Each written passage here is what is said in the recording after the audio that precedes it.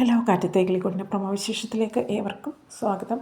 അങ്ങനെ നിധി ആ ഒരു ഹോസ്റ്റലിലേക്ക് മാറാനായിട്ട് തീരുമാനിച്ചിരിക്കുകയാണ് കേട്ടോ.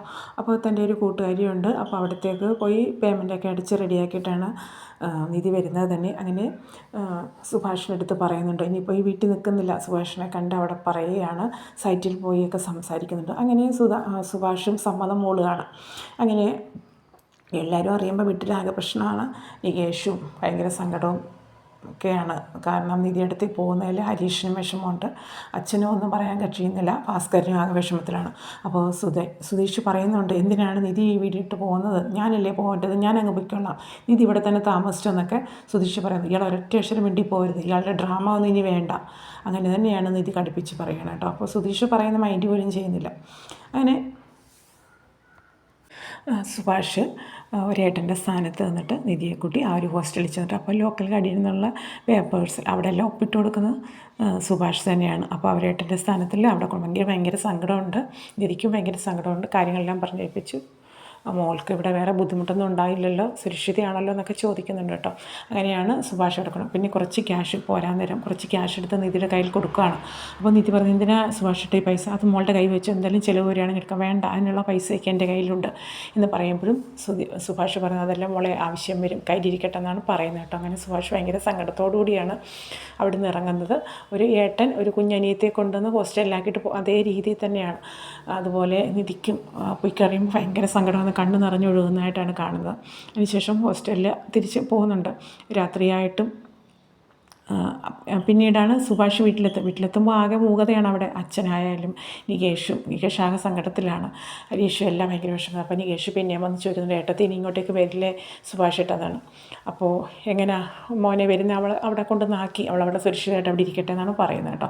സുധീഷിനാണെങ്കിൽ അതിനെക്കാട്ടി സങ്കടം, സുഭാഷ് ഇട്ട ഞാനൊരു തെറ്റും ചെയ്തിട്ടുള്ള, പിന്നെയും സംസാരിക്കാൻ ചെല്ലുമ്പോൾ നീ ഒരൊറ്റ അക്ഷരം വേണ്ടി പോരുത്, നീ ഒരൊറ്റ ഒരുത്തം കാരണമാണ് ഈ പ്രശ്നങ്ങളെല്ലാം ഇവിടെ ഉണ്ടായത് എന്ന് പറഞ്ഞ് സുഭാഷും പറഞ്ഞു വിടുകയാണ്. അങ്ങനെ സുധീഷ് മാക്സിമം എല്ലാവരും നിന്ന് അവിടെ ഒറ്റപ്പെടുവാണ്.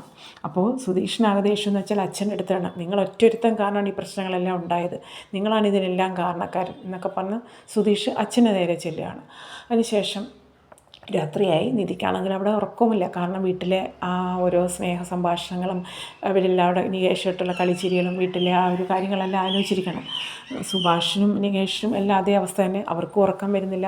ലാസ്റ്റ് സുഭാഷ് ഒന്ന് മയങ്ങുമ്പോൾ നികേഷ് എണീറ്റിട്ട് പിന്നെയും സുഭാഷ് ഇട്ട നിധിയായിട്ട് നീ പിന്നെയും തിരിച്ചു വരില്ലേന്ന് ചോദിക്കുകയാണ്. അപ്പോൾ നിനക്കിത് തന്നെ ആലോചിച്ചിട്ട് കിടക്കാം, നീ വേറെ ഒന്നും പറയാനില്ലേ, നീ അവിടെ സമാധാനത്തെ കിടന്നുറങ്ങാൻ പറഞ്ഞ് സുഭാഷ് നികേഷിനെ പള്ളു പറയുകയാണ് കേട്ടോ. അതുപോലെ നിധിക്ക് ഉറങ്ങാൻ കഴിയുന്നില്ല. അപ്പോൾ കൂട്ടുകാർ ചോദിക്കുന്നുണ്ട്, എന്തേ നീ ഉറങ്ങാതെ എണീറ്റിരിക്കുകയും ചോദിക്കുമ്പോൾ, എനിക്ക് വീട് മാറി കിടന്നുകൊണ്ടാവും ഉറക്കം വരുന്നില്ല, വീട്ടിലെ ഓരോ കാര്യങ്ങൾ ആലോചിച്ചിട്ടിരിക്കുക, അതുകൊണ്ടായിരിക്കും വീട് മാറിയിട്ട് ഉറക്കം വരാതിരിക്കുന്ന ആ ഒരവസ്ഥ, അങ്ങനെയാണ് പറയുന്നത് കേട്ടോ. നിധി ഇങ്ങനെ ഓരോ കാര്യങ്ങളും ആലോചിക്കുകയാണ്, വീട്ടിലെ എല്ലാവരോടും ഒരുമിച്ചിരിക്കുന്നതും സന്തോഷകരമായ നിമിഷങ്ങളൊക്കെ. അതിനുശേഷമാണെങ്കിൽ സുധീഷിനും ആകെ വിഷമത്തിലാണ്.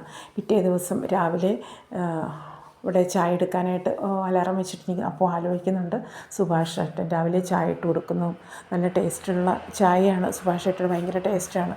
ഇവിടുത്തെ ചായ ആണെങ്കിൽ കുടിച്ചിട്ട് ഒരു ഇതുമില്ല, എന്തോ ഒരു ഭയങ്കര ബുദ്ധിമുട്ട് തോന്നും. അപ്പോൾ പറയുന്നുണ്ട്, നീ ഇവിടുത്തെ ചായയും ഫുഡുമൊക്കെ കൊള്ളത്തില്ല എന്ന് പറഞ്ഞെങ്കിൽ ഇത്രയും മോശമെന്ന് ഞാൻ കരുതിയില്ല എന്നൊക്കെയാണ് ഇത് പറയുന്നത്.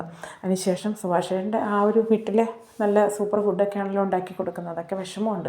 അങ്ങനെ താഴേക്ക് നോക്കുമ്പോഴാണ് ഭാസ്കരൻ അവിടെ ആ ഒരു ഹോസ്റ്റലിൻ്റെ വാതിൽക്ക് വന്നിരിക്കുന്നത്. നിധി പെട്ടെന്ന് ഓടിച്ചില്ലാണ്. അപ്പോൾ മനസ്സിലാലോചിക്കുന്നുണ്ട്, ഈ ഒരു സമയത്തൊന്നും അച്ഛൻ അങ്ങനെ എണീക്കുന്ന പതിവേ ഇല്ലല്ലോ.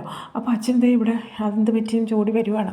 അപ്പോൾ ഭാസ്കരൻ, മോൾ എണീറ്റായിരുന്നോ, അച്ഛനെന്താ ഈ സമയത്ത് ഇവിടെ, അത് ഞാൻ മോളെ ഒന്ന് കാണാൻ വേണ്ടിയിട്ട് വന്നു, എനിക്കൊന്ന് സംസാരിക്കണം. അങ്ങനെ അച്ഛനായിട്ട് സംസാരിക്കുമ്പോൾ അച്ഛൻ പറയുന്നുണ്ട്, മോളെ സുധീഷിനോട് നീ ക്ഷമിക്കണം, അവൻ ചെയ്ത തെറ്റ് ഓർക്കണം, ഞാൻ കാരണമാണ് അവൻ ഇത്രയും പ്രശ്നം ഉണ്ടാക്കിയത്. ഞാൻ പറഞ്ഞു, നിനക്കൊരു ഭർത്താവിൻ്റെ വില പോലും അവൾ തരുന്നില്ല.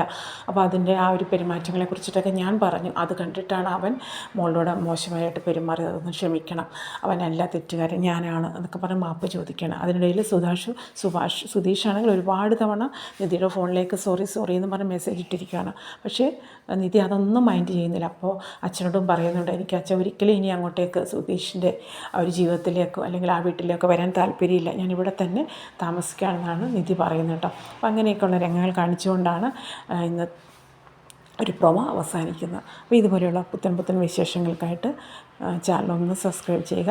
അതുപോലെ തന്നെ പ്രൊമോ ഇഷ്ടപ്പെടുവാണെങ്കിൽ